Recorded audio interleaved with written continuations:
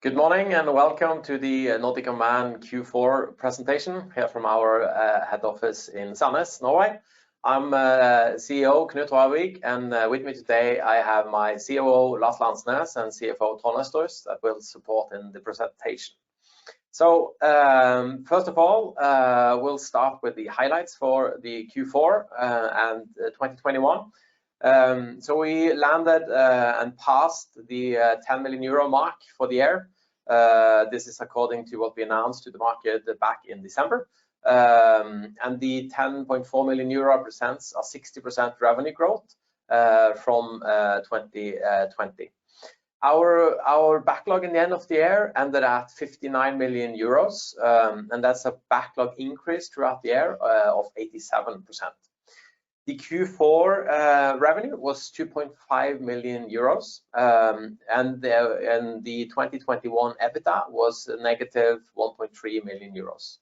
We ended the year with 123 great employees, and we are also now reporting on our full awaiting award number, which ended in Q4 on 228 million euros. And as you can see, we are now reporting to you in euros, not Norwegian kroners anymore. The reason is we are transferring into IFRS, and euro will be our main currency going forward. So you will be seeing us reporting in euro going forward in our reports. So the operational activity in 2021 summed up here. We did 1,896 flights, giving us 1,466 flight hours. So that's an increase of 87%. And the flights are divided on our Lockheed Martin Indigo. We have now 18 systems in operation with 20 drones. The camcopters, we have now 3 systems representing 5 drones. And then with Aerobot, we started the first flights in Q4 in the US with our first system. And then we have other types of drones as well. So this for those of you who have been following us for a while, you have seen this slide before. So I'll run quickly through it. For the revenue split for 21, Norway ended up at the same level as Spain. So Norway and Spain were equally sized, of 23%. Then Germany follows, and France, Lithuania, and Romania. And you can see where we are spread out in Europe. Our offices at 3 locations in Norway. We recently established the Danish office in Aerobot in Arnsberg, and our UK office as well. We have our 4 verticals that we'll go through now: the maritime, security, infrastructure, and logistics. So starting with maritime, we grew the maritime in 2021 with 56%, and we ended on an adjusted EBITDA margin of 28% for the year. And 2021 has been the first year where we have been operating our camcopter systems. So we are pleased with the early development. On the Q4 revenue, we had a negative growth of 14%, which was due to early end of the flights on our OP10 contract for the year. Operations got pushed into 22, and then we had a delayed startup of our OP46 contract as well.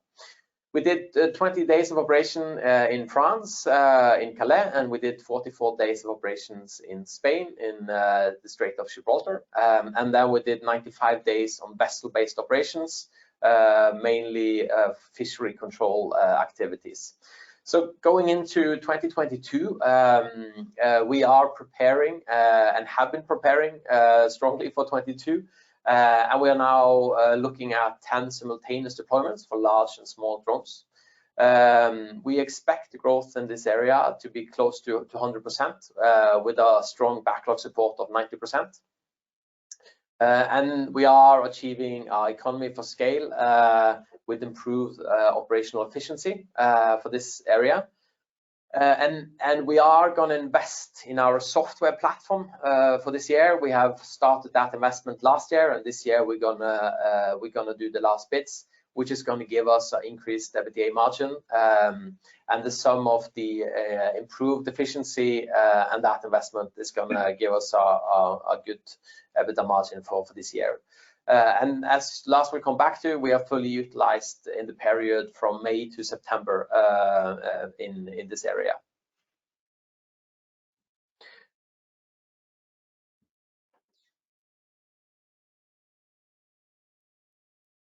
The 2021 revenue has been highly driven by our camcopter operations, and you can see our camcopter here ready for takeoff in Denmark. The operations is mainly driven around emission monitoring, measuring SOx or sulfur emissions from the maritime industry. And here you can also see images from the fleet of the European Fishery Control Agency, where we are now on 2 vessels, starting from beginning of this year. Last year we were on 1 vessel only.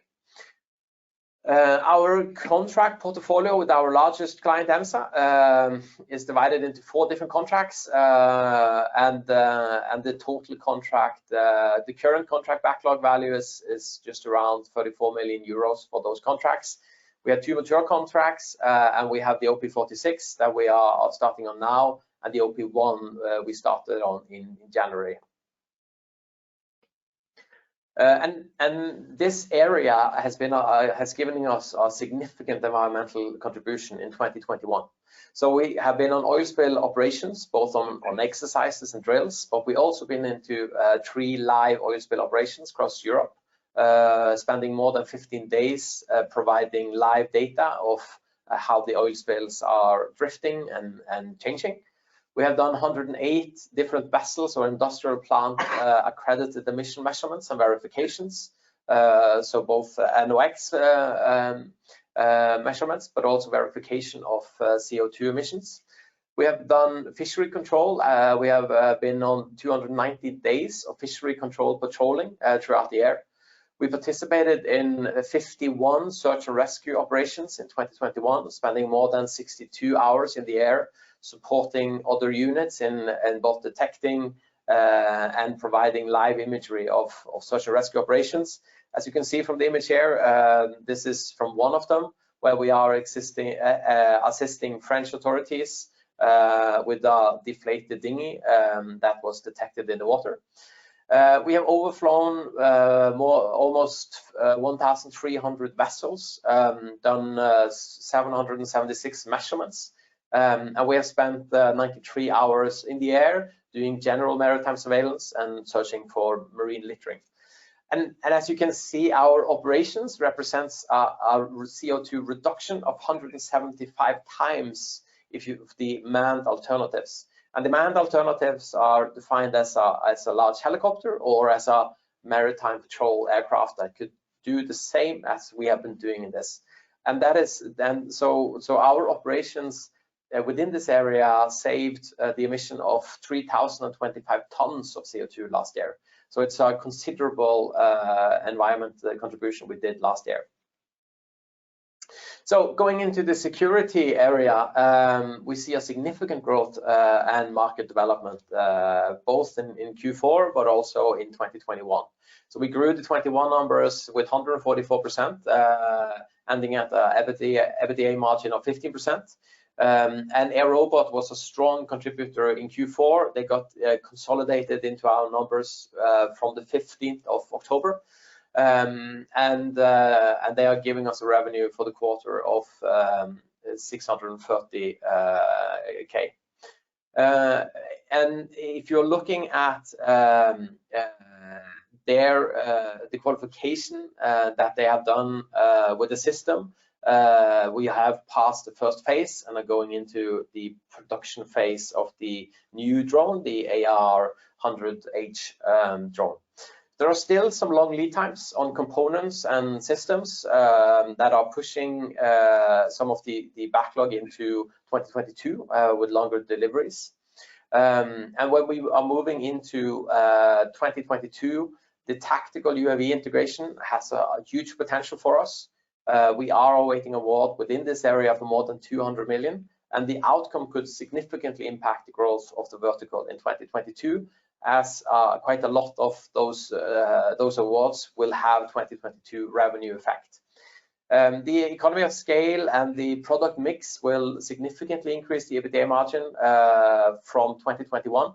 And we are seeing a demand increase due to the change in the security situation in Europe. So the products that we are selling to our clients, the services that we are providing to our clients are highly relevant for the current security situation in Europe, and we will be benefiting from that throughout 2022.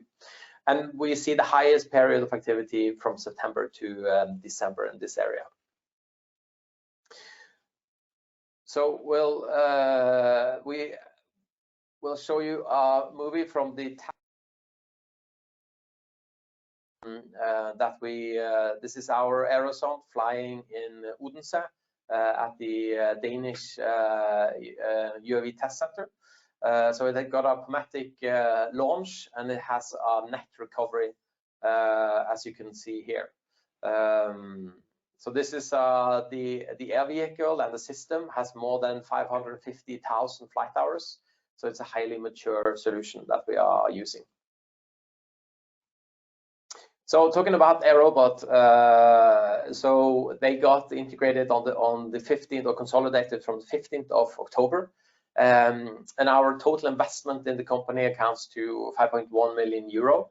And we see a good activity in Q4, and we also see a EBITDA margin of 47% in Q4. We are qualified and awaiting the announcement of the outcome of a large contract in Germany. That's going to happen in Q2.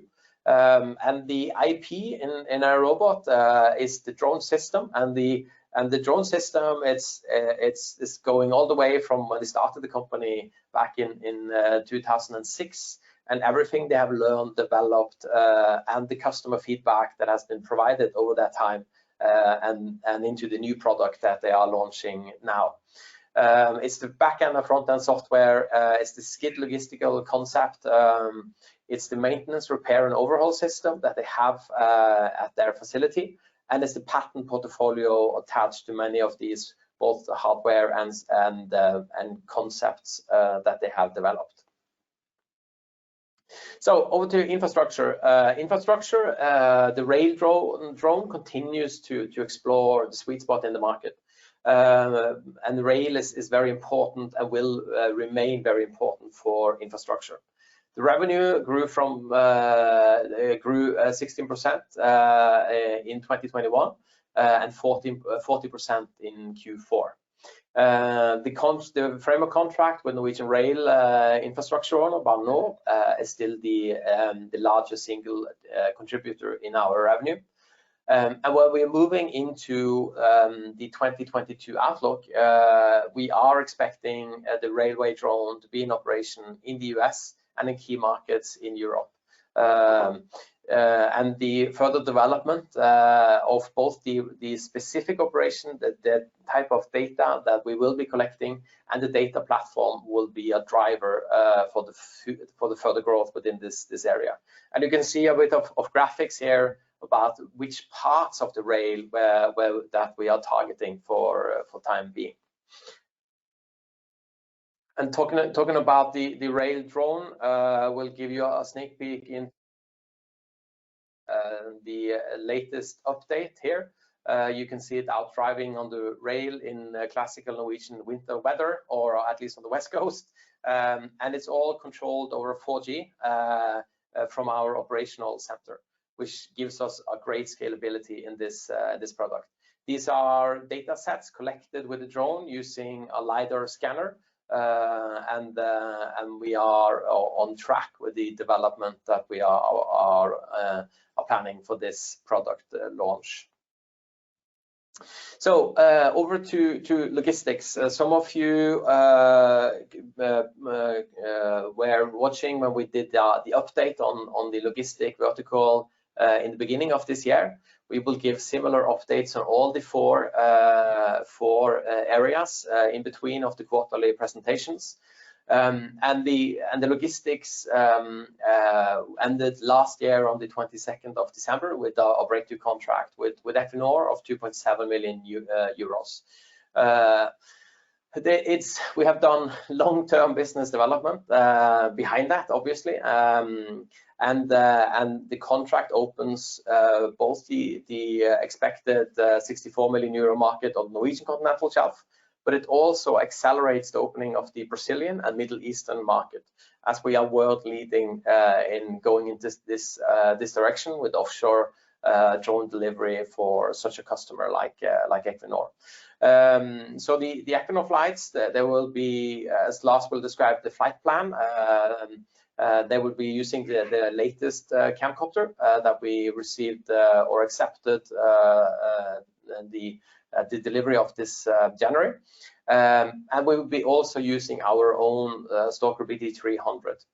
The Stalker BT300 operations with Bærum has been somewhat delayed due to COVID-19 logistical challenges of people, but it will commence in late Q1 2022 is the plan now. And we have started assessing what long-range heavy-lift cargo drones will be the matures, or when could we plan for them to come to the market. And it's an interesting development in that area, and there are several alternatives that we are seeing is going to be mature in 23, the 24 type of timeline. So the Equinor is keeping us quite busy. I've kept the organization quite busy from the 4th of January, and we're going to be adding more short-range urban delivery routes in Nordic Unmanned cargo for type of customers that has a urgent need and see a value in going in this direction.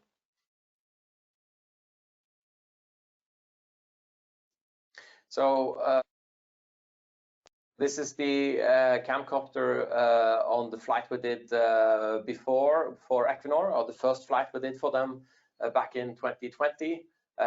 This is the sensor, and you can see the ranges you can be doing or detecting from. But basically, we then flew from Mongstad to the Troll platform. We're now doing a flight from Mongstad to Gullfaks, which is a longer distance. And here we showed a simple way of having a cargo box and having a 3D printed part. We're going to have now our underbelly box. So we are taking what we learned and what we did back then to the next level in this new contract. So we are investing in our own products as well as doing operations, and it is very important to improve the competitive advantages and the growth opportunities. And as you can see with the Equinor contract, we are bundling different types of technology into one solution, and we highly believe in that, because there are many ways to solve different tasks, and we want to be the one that are solving them.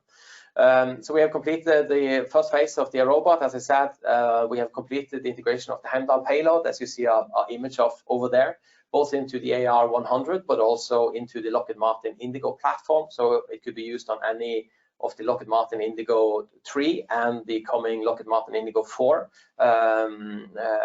Then we have developed and the testing of and the qualification of the BT300, including parachute integration and ADS-B integration and other things you need to have in place to do urban flights.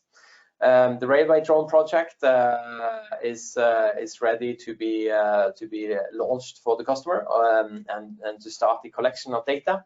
And the data platform for acquisition, live streaming, visualization, storing, and analyzing of data for all our clients are about to be put together and will be operational in this year. And we are preparing for rapid growth. We see that in the number of people we have put on, but we have identified areas that is gonna even accelerate the growth we have been achieving up until now. One of them is the introduction of the Operations Control Center here at our main head office. And we are targeting to be the leading drone operating center in Europe very soon. And we will be conducting both remote sensor and drone operations in 2022. And this will be increasing our day-to-day efficiency. That will give us a positive impact on the EBITDA from Q2 this year. The maintenance planning system has been built up to increase the fleet utilization. Last we'll talk about the outcome of that, which is great. We have done the AS 9100 certification, which is an aviation standard of design, production, maintenance, and that's done with Aerobot, and it's one of the very few aviation standard production facilities in Europe and actually in the world that we will be looking at. We highly believe that the future for the type of customers that we are targeting, they will be requesting a facility that has a standard that they can trust in. So it's a very important investment for us. The loop permit is under continuous expansion. We have added the Aerosol platform to it, and we are adding continuously new specific scenarios for operation. The HR and supply chain departments have now had their systems and people in place, and they are ready for the next scale or the speed of the scale that we are implementing for this year.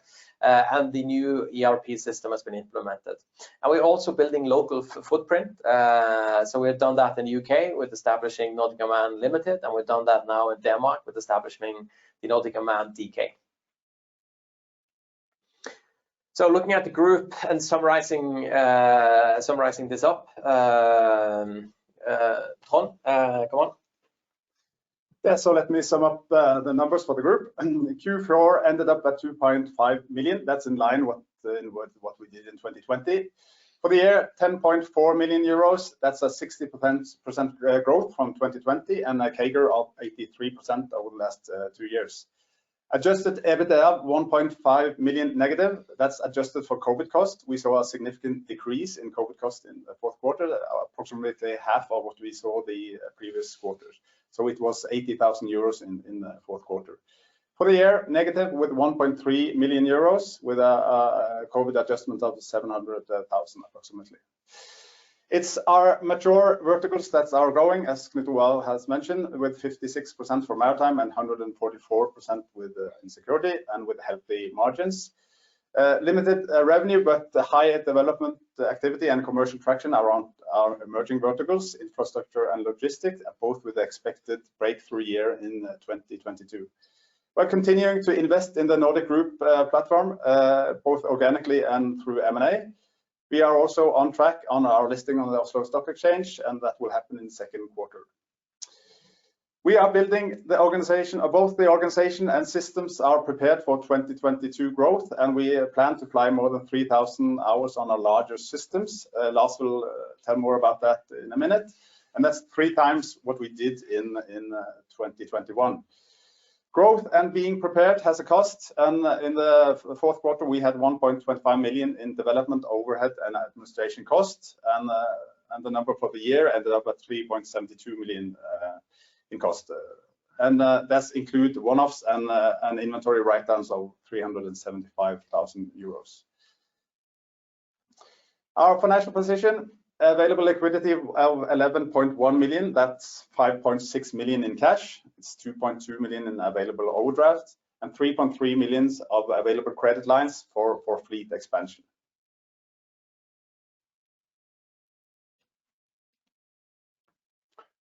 Good morning. We will start the year with showing you our fleet plan for tactical drones. We split the fleet plan into each drone and where they are allocated, in which deployment and which business area. So the Camcopter number 1 is and 2 is currently being utilized to make the improvements we saw last year and in implementing our maintenance planning system. We're also building new crews for getting ready for a really busy Q2 and Q3. The Camcopter 1 and 2 will be starting being mobilized in March and for operations in April for 2 different deployments for EMSA. Camcopter drone number 3 is currently allocated to Equinor on the Equinor project, and we're currently in the planning phase. In April, we will start our onshore campaign, which will include new landing systems which are state of the art. During the summer, we will do some lesson learned, some adjustments, and move to an offshore phase in August, September, if called off by the client.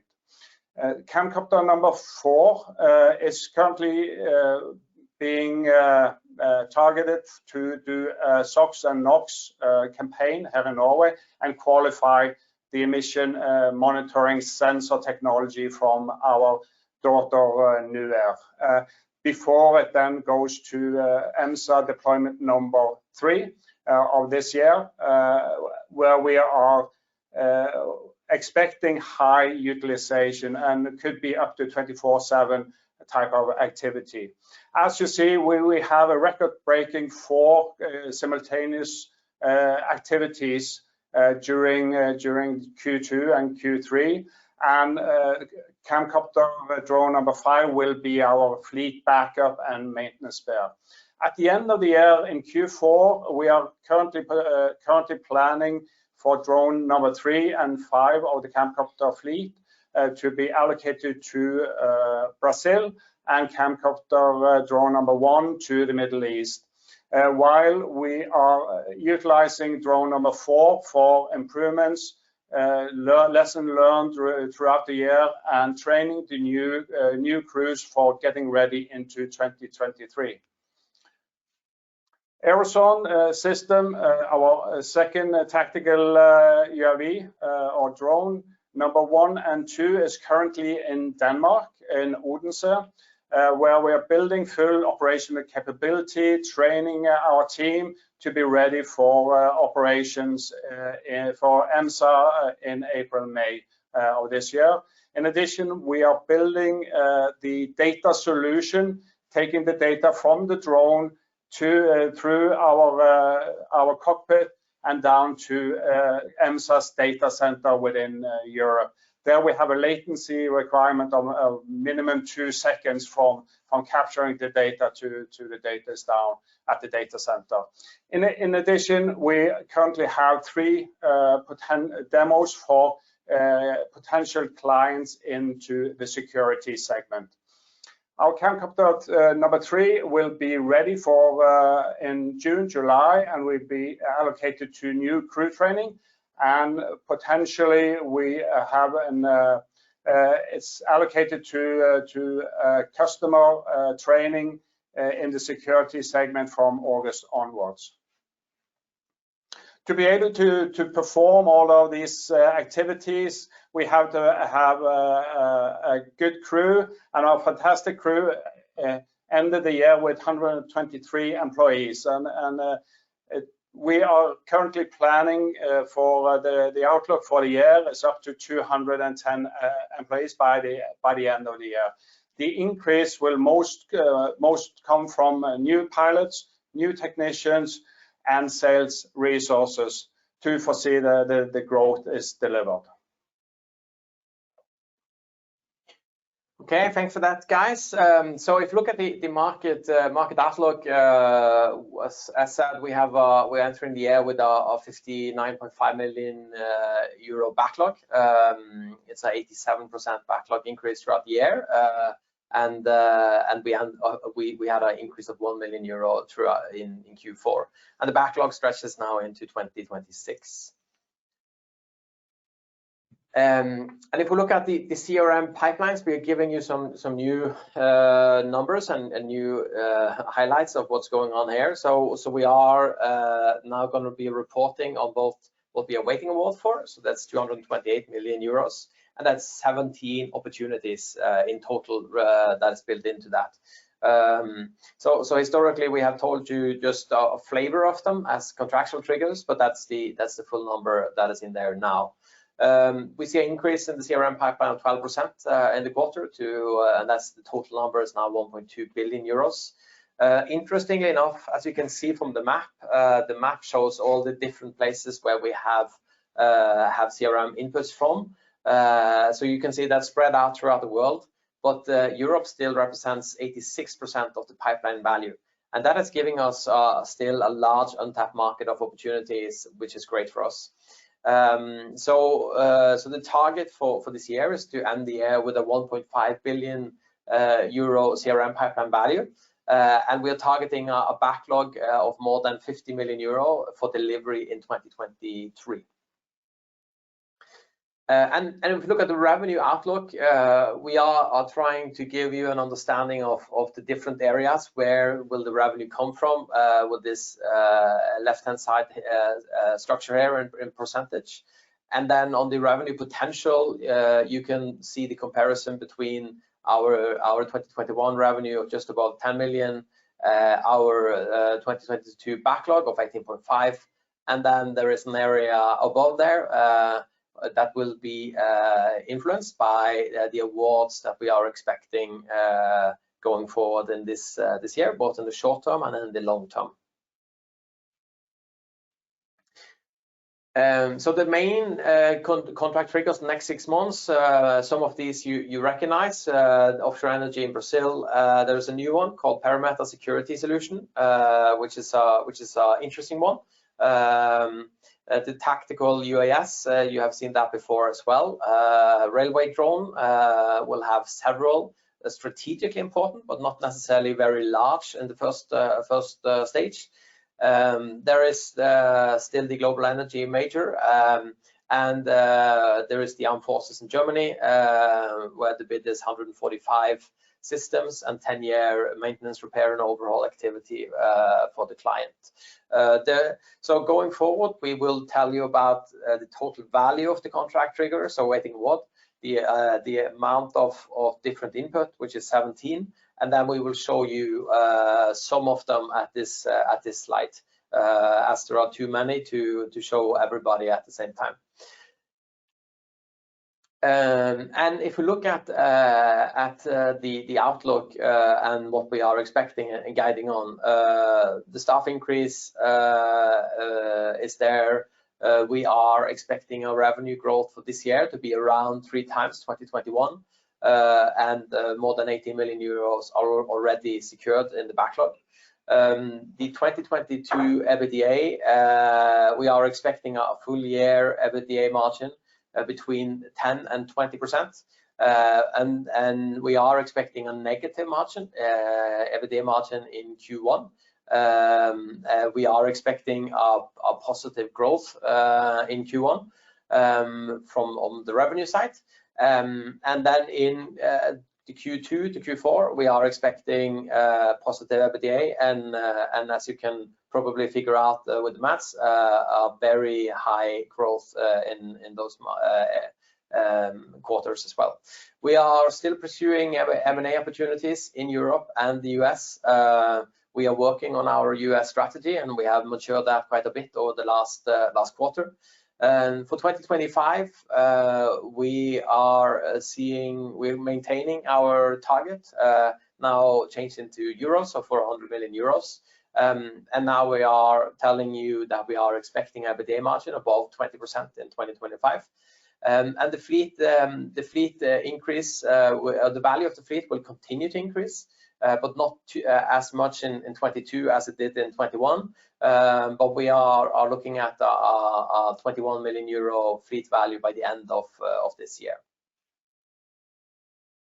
Okay, so that was the presentation, and I hope it was informative and that we are answering many of your questions. But if you have more questions, please send them in, and we will answer them as soon as we see it on the screen here. Can probably remind them to put it in the Q&A function in the. Yes.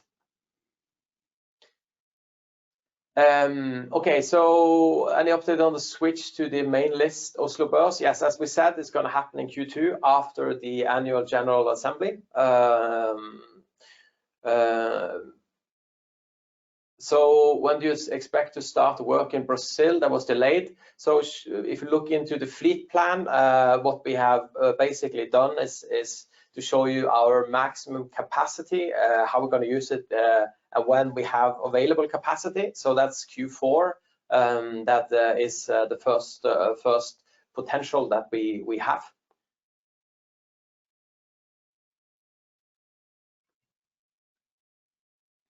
Okay. Any more questions? What is the typical scope you look at for growth outside Europe, mostly defense? No, we look at logistics, long-range offshore logistics. We look at emission monitoring and maritime surveillance, and ideally a combination of maritime surveillance and emission monitoring with large systems. Within defense, we look at distribution for the Aerobot 100H. That's another area that we are looking into.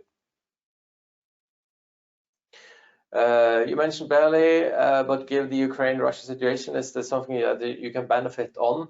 And then benefit being said like this. Yes, we see a change in the security situation, and we are providing both tactical drones as a service. So with a range of sensors that are highly valuable for our current clients and highly relevant to understand what's going on overseas or other areas.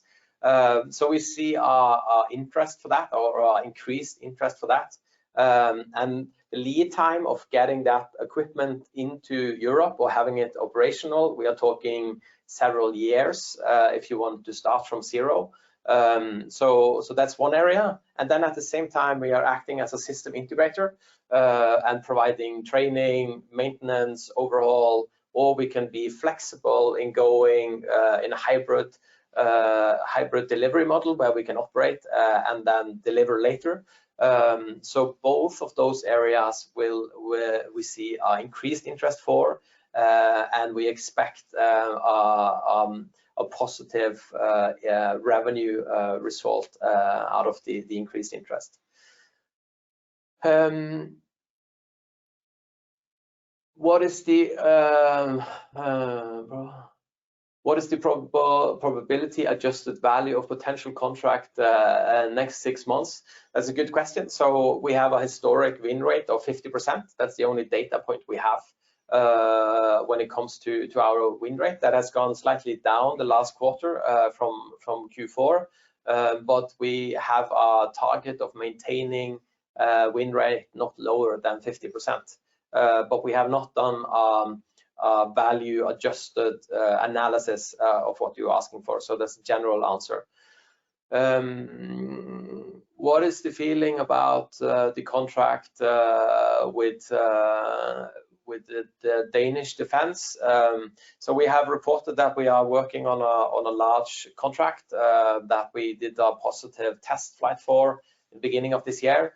And there is a reason why we sent out that message, because we think it's a very positive signal. It's still an ongoing procurement, and we will inform the market as it continues to evolve. What is the next step with Equinor in Norway after the first year contract is completed? I think that's a question up to Equinor, but for us as a supplier to Equinor, we hear what they're saying about their strategy for the North Sea, the automation and the way they want to use drones for many things, including logistics. And we are fully committed to support the client as they are progressing and maturing that strategy. So we have a high expectation of the market value based on what the clients want to achieve, and I think that's the answer from our side.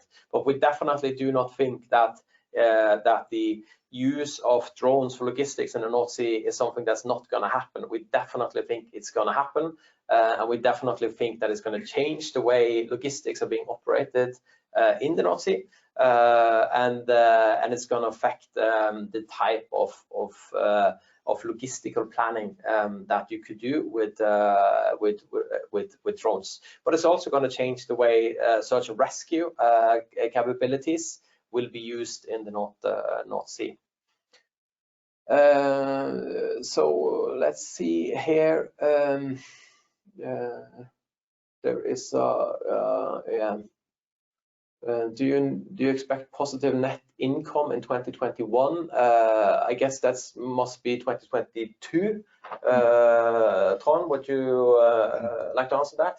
Yeah, within the what we're guiding on the EBITDA margin, there will be a positive net income in that grid. Okay.